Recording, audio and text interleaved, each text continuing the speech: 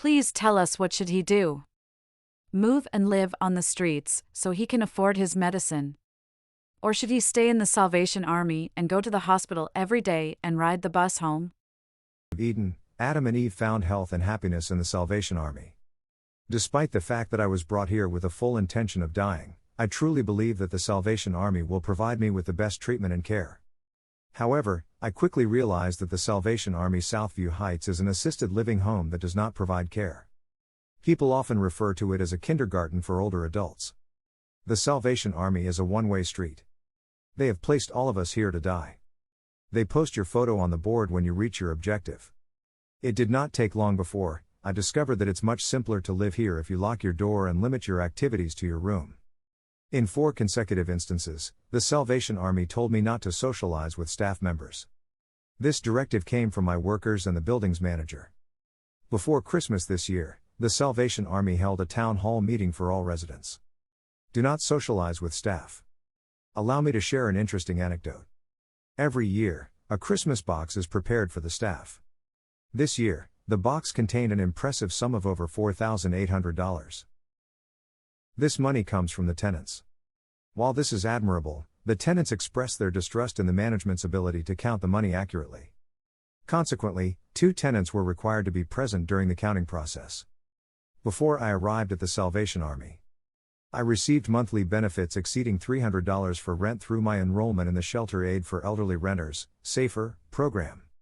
This program was a lifeline for me, ensuring that I could afford a secure and pleasant place to live, as well as medical care, as an older person on a fixed income. This program compensated for my pharma care.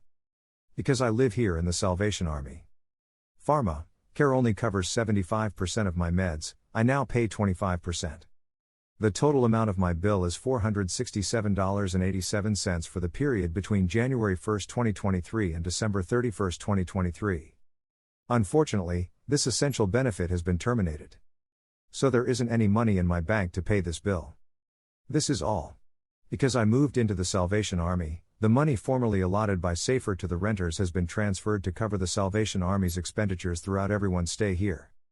The SAFER statement suggests that the Salvation Army is collecting funds in the names of tenants who are unaware of SAFER, which stands for Shelter Aid for Elderly Renters. This program provides financial assistance to eligible elderly tenants on fixed incomes to help cover the costs of their monthly rent. However, the fact that none of the tenants are aware of SAFER raises concerns about transparency and communication. The reason I was enrolled in the Shelter Aid for Elderly Renters, SAFER, program is that I am only making $1,614.78 per month. Prior to my arrival at Salvation Army Southview Heights, I had a complete evaluation. The Salvation Army painstakingly examined every part of my background, hoping to get extensive information about my personal history, as well as all tax and financial information.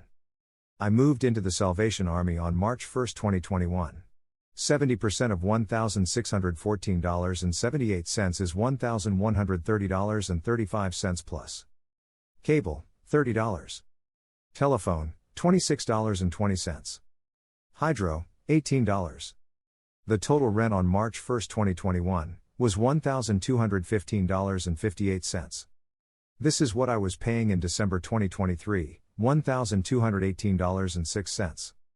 The Salvation Army says you must file your income taxes with the CRA every year to be eligible for a publicly subsidized income-tested client rate. As a diligent and meticulous individual, I have consistently filed my taxes with utmost accuracy year after year, maintaining an exemplary record of 100% compliance. On October 10, 2023, the Salvation Army said I made $26,290. So, on October 10, 2023, the Salvation Army said my assisted living rate on January 1 would be $1,533.58 plus cable, $30. Telephone, $26.20. Hydro, $18. I am told the Salvation Army would not do anything about it. They will not help. So, I phoned the CRA, Tax Services, and they said, "Sorry, we overcharged you. You did not make $26,290.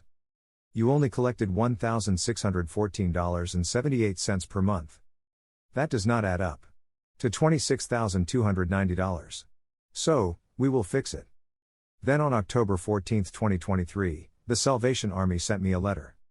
The Salvation Army said my assisted living rate on January 1st would be $1,143.86 plus cable, $30.